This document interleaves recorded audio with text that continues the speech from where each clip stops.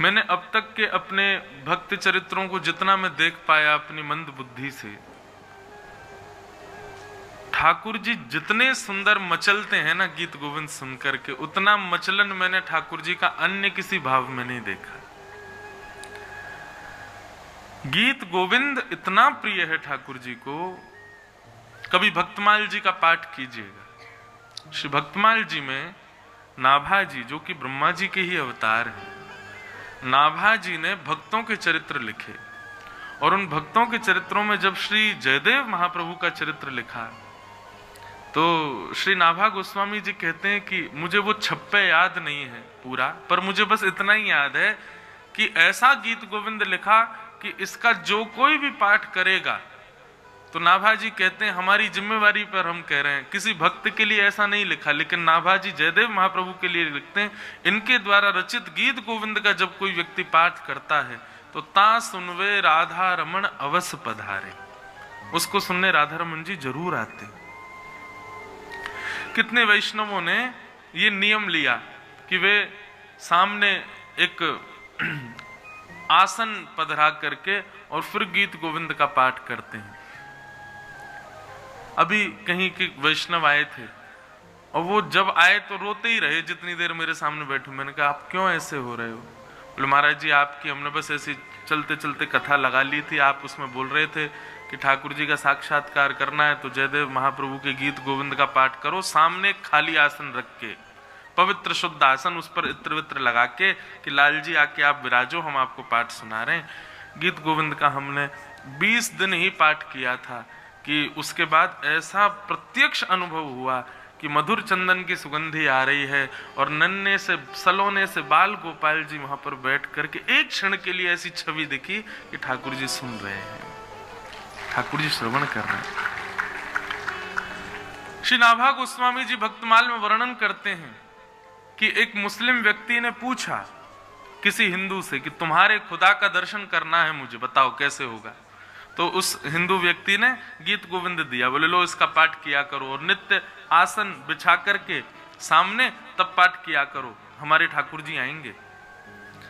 तो वो मौलवी थे, संस्कृत आती थी उनको, तो रोज पाठ करते थे गीत गोविंद का। गीत गोविंद में बहुत सारे पद हैं और हर पद अष्टपदी है। दशावतार स्तुति इतनी सुंदर है गीत गोविंद की, उसमें 10 अवतार हैं। और एक तो इतना सुंदर है गीत गोविंद का एक अष्टपदी है, मुझे बहुत अच्छा लगता है, वृंदावन का। धीर समीरे यमुना तीरे बसती बने वनमाली, बसती बने बनमाली। ये भी गीत गोविंद है। तो गीत गोविंद का वो मौलवी जी रोज पाठ करते थे सामने आसन रख करके। एक दिन उनको कहीं जाना था, बहुत जल्दी में थे, तो बहुत दिनों से नियम बन गया था गीत गोविंद पाठ करने का, आसन रोज रखते ही थे। तो एक दिन कहीं जल्दीबाजी में जा रहे थे तो उन्होंने सोचा घोड़े पर मैं बैठे बैठे गीत गोविंद कर लूंगा। घोड़े पर बैठ गए और बैठ करके पाठ करने, और ठाकुर जी को आसन नहीं दिया।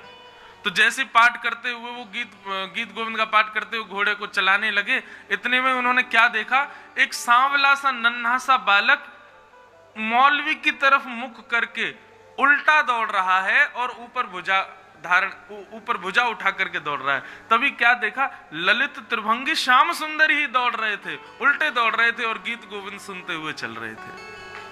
मौलवी ने अपना घोड़ा रोका, नीचे उतर करके आया, कमल नेत्र ठाकुर जी के, सुंदर दंतावली, घुंघराले केश, श्याम वर्ण, देख करके उसके नेत्र सजल हो गए। बोल भगवान आप जल्दी जरूर हिंदुओं के खुदा है ना।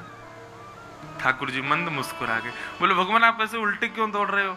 बोले आज तेने आसन ही ना धरो हमारे काजे, तू अकेले ही बैठ गयो घोड़ा पे, हमारे काज आसन ही ना धरो तो कहा करें। अब गीत गोविंद कोई गावे तो मेरा तो मन करे सुनवे को, या हमारे में उल्टो दौड़ते दौड़ते सुन रहे हो, तू गा रहे हो या हमारे। इसलिए गीत गोविंद का कभी भी पाठ करो बंधु, एक आसन जरूर पधराओ। और ऐसा भाव रखो, हे लाल जी आप पधारो। निश्चित ठाकुर जी आते हैं गीत गोविंद सुनने के लिए, इतना प्रिय है ठाकुर जी को। श्री जगन्नाथ जी रोज रात्रि शयन करा करके पुजारी लोग जाते, सुबह आकर के जैसे ही कपाट खोलते तो क्या देखते, जगन्नाथ जी के वस्त्र फटे हुए हैं, यहाँ से आंखों के पास में ऐसे छिल रही है जैसे मानो कहीं किसी ने कोई ठाकुर जी को बहुत ज्यादा कष्ट दिया है। पुजारियों ने निवेदन किया, भगवान ये आपके वस्त्र फटके से जाते हैं और आपके अंग प्रत्यंगों पर इतने कांटे क्यों लगे हैं?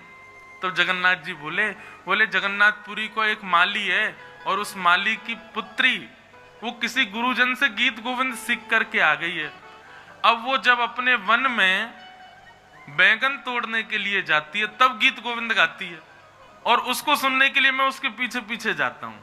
वहां इतने सारे कांटे होते हैं, मुझे पता ही नहीं चलता, वो सब कांटे लग जाते हैं, मेरे वस्त्र फट जाते हैं। तब महाराज पुजारियों ने उस माली की कन्या को बुलवाया और श्री जगन्नाथ जी के सामने बैठाया, बोले अब यहाँ गाया करो गीत गोविंद। जैसे उसने गीत गोविंद गाया, महाप्रभु जगन्नाथ जी झूमने लगे और झूमते झूमते पुजारी जी से बोले इसको लाओ मेरे हृदय से लगा दो। जैसे ही ठाकुर जी के हृदय पर उसको जाकर के आच्छादित किया, हृदय से लगते ही उसने अपने प्राण त्याग दिए और ठाकुर जी में ही विलीन हो गई। ऐसा है गीत गोविंद। तो 2024 प्रारंभ हो गया है आज। 31 दिसंबर तक प्रयास करना, बिना नागा किए एक दिन भी नित्य गीत गोविंद का पाठ करो। बंधुओं, ये भक्तों के द्वारा रचित जितने भी भाव है ना, इनको आप कैसी भी अवस्था में कर सकते हो, उसमें कोई दिक्कत नहीं है। आप इसका पाठ करो, नित्य पाठ करो। और एक बात याद रखिएगा, ये 365 दिन का जो आज से आप संकल्प लेने वाले हो ना कि हम रोज करेंगे गीत गोविंद का पाठ, इसमें जो विक्षेप आएगा निश्चित है कि एक आध दिन तो छूटेगा। वो विक्षेप ठाकुर जी ही भेजेंगे, क्योंकि ठाकुर जी ऐसे ही आनंद करते हैं कि ऐसा कुछ करूं कि जे कर ही नहीं पावे।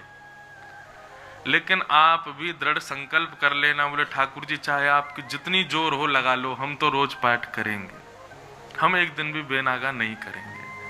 आप निश्चित मानिए बंधु, वृंदावन धाम में बैठ कर के हम आपको अपनी जिम्मेवारी पर कहते हैं, ठाकुर जी निश्चित आपको दर्शन देंगे। 1 वर्ष 2 वर्ष की बात नहीं, इसी वर्ष में ही हो जाएंगे। हम तो पहले से ही संकल्प करके बैठे हैं, भैया 2024 कहाँ तक वेट करते रहे, 25 आ जाएगी, फिर 26 आ जाएगी, फिर 30 आ जाएगी, बूढ़े बड़े हो जाएंगे हम लोग। यहाँ तो कई बूढ़े बड़े बैठे हैं बेचारे, 2030-35 तक तो वो कट लेंगे। लेकिन हम लोगों को युवावस्था में भक्ति मिल गई है, तो ये लंबी आंकड़े नहीं जाने चाहिए। दृढ़ संकल्प कर लो बंधु, हर 1 जनवरी को ये इस वर्ष तो ठाकुर जी को आना ही पड़ेगा हमारे पास। ऐसी दृढ़ता अपने चित्त में लिया। अरे मोटिवेशन लाते हैं लोग, इस साल हम ये करेंगे, इस साल हम जिम जाया करेंगे, इस साल हम ये खाया करेंगे, इस साल माता पिता के सम्मान वो सेवा करेंगे, ये करेंगे। अरे आज संकल्प लो कि इस वर्ष ठाकुर जी का प्रत्यक्ष साक्षात्कार करेंगे।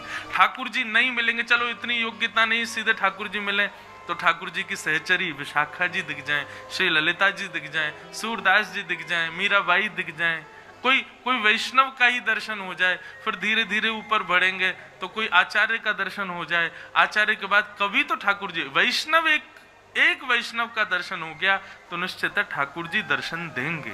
बस प्रतीक्षा करो। तो दृढ़ संकल्पित हो जाओ बंधुओं इस वर्ष में।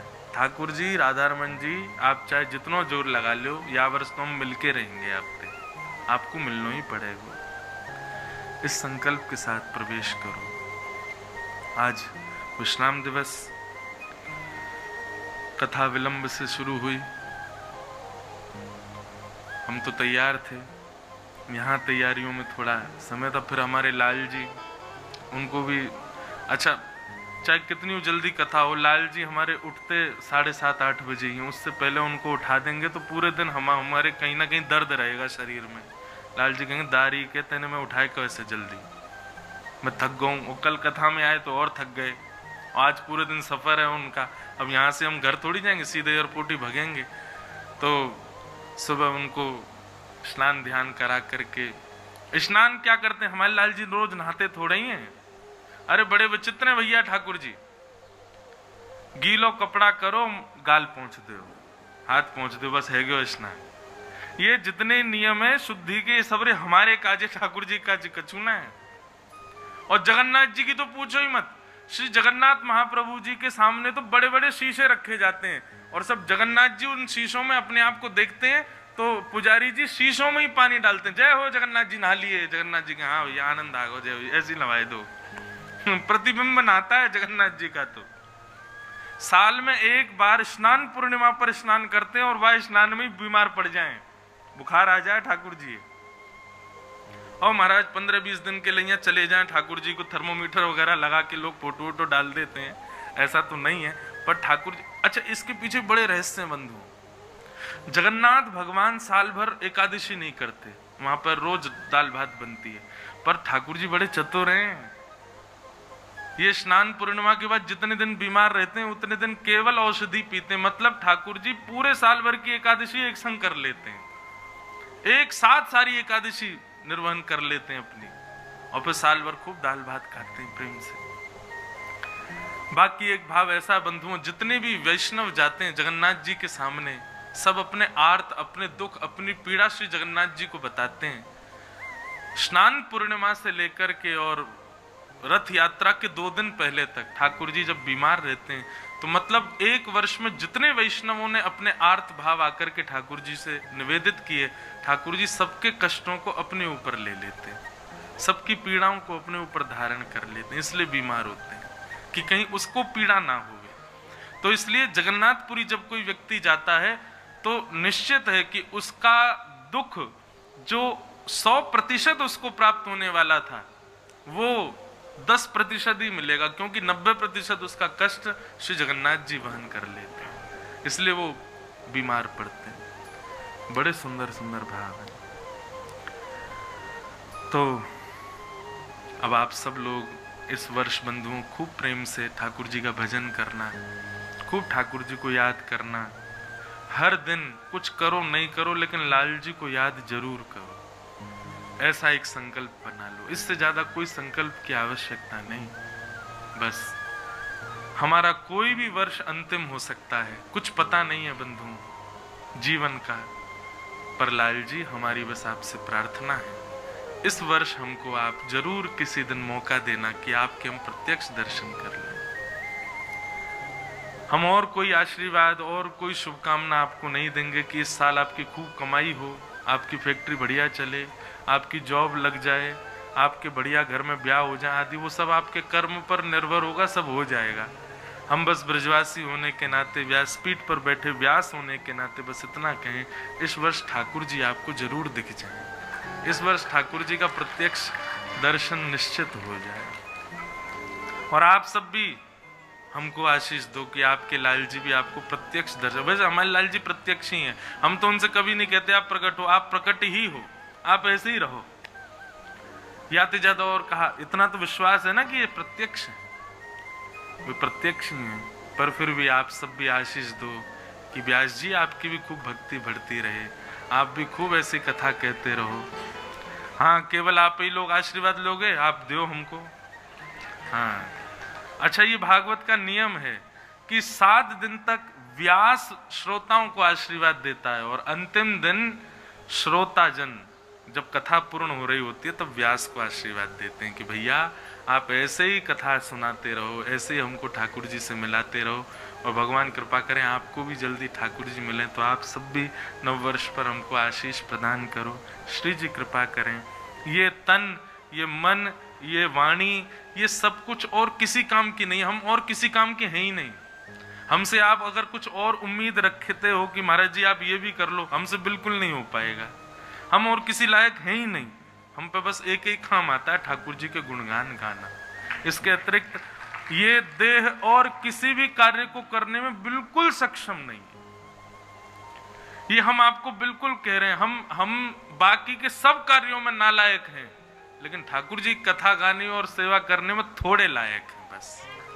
बस यही हमारी योग्यता है।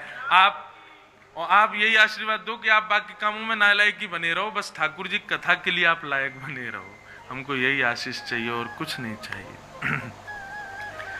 आओ आज के विश्राम दिवस को जल्दी जल्दी समेटें, हमको 11 बजे तो निकलना है और 10 सवा 10 तो हो गए, लेकिन फिर भी जो भाव आएगा सब श्रवण करते हैं।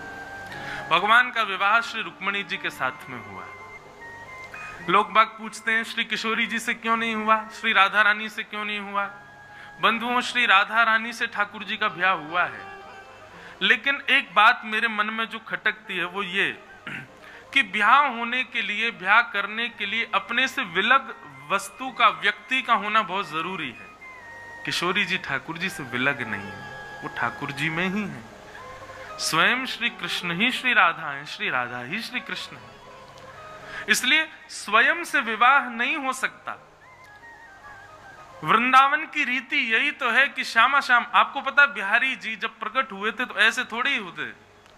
स्वामी श्री हरदास जी निधिवन राज में रोज एक खाली कुंज को प्रणाम करते थे। एक दिन उनके शिष्यों ने पूछा, बोले भगवान आप ये खाली कुंज को दंडवत करते हैं, क्या है यहाँ पर? तब उन्होंने विट्ठल विपुल बिहारिन देव जी को आज्ञा की, बोले आप जाओ, जाकर के प्रणाम करो और थोड़ा भाव रख के फिर देखना आपको दिखेंगे। तब उन्होंने जाकर के, अभी बिहार पंचमी निकल करके गई, उसी दिन जाकर के प्रणाम किया। और स्वामी जी ने एक और आज्ञा करी थी, बोले जाओ जाकर के प्रणाम करो और जब दर्शन हो ना तो वहां से प्रसाद लेकर के आना। विट्ठल विपुल बिहारिन देव जी गए, जाकर के उन्होंने प्रणाम किया। प्रणाम करके जैसे ही देखा तो श्यामा श्याम युगल कुंज में विराजमान है दोनों, एक तरफ किशोरी जी, एक तरफ ठाकुर जी बैठे। और ललिता विशाखा सेवा में बिहारिन देव जी ने भुजा उठा करके पहले तो दर्शन करते रहे बहुत देर तक, फिर कहा कि गुरुदेव ने आज्ञा की है कि प्रसाद लेकर के आना, कुछ प्रसाद दीजिए। तब किशोरी जी ने ठाकुर जी को देखा, ठाकुर जी ने किशोरी जी को देखा, एक दूसरे ने गले में गलवैयां डाली और किशोरी जी ठाकुर जी में, ठाकुर जी किशोरी जी में विलीन होकर के एकाकार रूप धारण करके श्री बिहारी जी के रूप में प्रकट हो गए। और ललिता विशाखा सहचरियों ने वही बिहारी जी को जाके बिहारिन देव जी को प्रसाद रूप में दिया। तब हमारे वृंदावन में कौन पधारे? भुवन चतुर्दश की सुंदरता, निधिवन करत बिहार।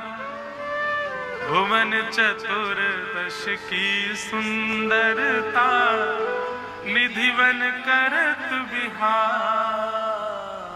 श्यामा प्यारी कुंज बिहारी, श्यामा प्यारी कुंज बिहारी। और जय जय श्री हरिदास, वृंदावन प्यारो वृंदावन, ओ वृंदावन प्यारो वृंदावन। तो ठाकुर जी और श्री जी विलग नहीं है बंधुओं। विलग हो तो ब्याह करना पड़े ना, वे तो एक ही है। मैं तो कहता हूं भैया वृंदावन आओ, अगर आपने राधा रमण राधा वल्लभ बिहारी जी को केवल कृष्ण रूप में देखा तो आपने दर्शन किया ही नहीं है। ठाकुर जी का बाम अंग श्री जी है, उसमें श्री जी को ढूंढो, श्री जी का दर्शन करो। इसीलिए हमारे वृंदावन बिहारी लाल का श्रृंगार देखो तो बाम अंग में कभी कभी चोटी धराई जाती है, बाम अंग में कभी कभी सिर पर जो है सुंदर चूड़ामणि धराई जाती है। हमारे बिहारी जी तो लहंगा ही पहने। बिहारी जी कभी केवल चरण दर्शन होते हैं उस दिन ठाकुर जी पजामा पहनते हैं, नहीं तो रोज लहंगा ही पहनते हैं। श्री जी की प्रसादी ही पहनते हैं ठाकुर जी। क्यों? क्योंकि विलग नहीं है। तन श्री कृष्ण है, श्रृंगार श्री राधिका रानी। बहुत बड़ा भेद है भैया रस का, वृंदावन का, इसको समझो। ठाकुर जी का बाम अंग जो है, ये बाम हिस्सा जो है, ये श्री जी है, वो श्री जी के रूप में विराजमान। हितरवंश महाप्रभु कहते हैं, बसो मोरे नैनन में यह जोरी, हित हरिवंश करी न्यो छावर चिर जियो यह जोरी। ठाकुर जी आपने हमको 2 आंख क्यों दी? श्री हितरवंश महाप्रभु कहते हैं आपने 2 नेत्र क्यों दिए? देखा तो एक आंख से भी जाता है, आपने 2 क्यों दिए? बोले एक नेत्र में नव दुल्हे ब्रजराज सांवरो और दूसरे नेत्र में दुल्हन राधा गोरी, ताकि एक नेत्र में श्याम सुंदर बैठे और दूसरे नेत्र में श्री जी बैठे। इसलिए आपने हमको 2 नेत्र प्रदान किए। तो कभी भी वृंदावन में ठाकुर जी का जब दर्शन करो, बाम अंग में श्री जी विराज रही हैं, यही भाव से दर्शन करो। आज आप लोग जा तो नहीं रहे हो यहाँ से, अब सब लोग दर्शन करने जाना, और आज इसी भाव से करना। ठाकुर जी के सिर से लेकर नख तक जो बाम अंग है वो श्री जी है, उसी भाव से ही देखिएगा। आज अलग ही दर्शन होंगे फिर आपको, क्योंकि वे श्री जी हैं। तो श्री जी से ब्याह इसलिए संभव वैसे तो हुआ है, लेकिन रुक्मणी जी से इसलिए हुआ क्योंकि रुक्मणी जी विलग हैं, रुक्मणी जी अलग हैं। श्री जी तो ठाकुर जी में ही है, ठाकुर जी ही है। वास्तव में ऐसा कह दिया जाए तो कोई अतिशयोक्ति नहीं, रुक्मणी जी का ब्याह भी श्री जी से ही हुआ है, क्योंकि ठाकुर जी ही श्री जी हैं। और इसी रस को जानने, समझने और पहचानने के लिए इतने रसिक जन वृंदावन में पड़े हैं। हम आप 2-4 मिनट में कैसे समझ जाएंगे इस रस को? पूरा जीवन न्योछावर करो तब भी ये रस समझ में नहीं आएगा। एक व्यक्ति बोला वृंदावन आ गए महाराज जी, पर यहाँ की परंपरा रीति रस समझ में क्यों नहीं आता? मैंने की यही कृपा है कि समझ में ना आवे, समझ आ गया तो मैंने तुम्हारी योग्यता नहीं, फिर ना समझ ही बने रहो वृंदावन में। तो भगवान का ब्याह रुक्मणी जी के साथ में हुआ। आगे फिर भगवान का दूसरा विवाह जामवंत की पुत्री जामवती के साथ में हुआ। एक समंतक उपाख्यान यहां पर सुनाया जाता है।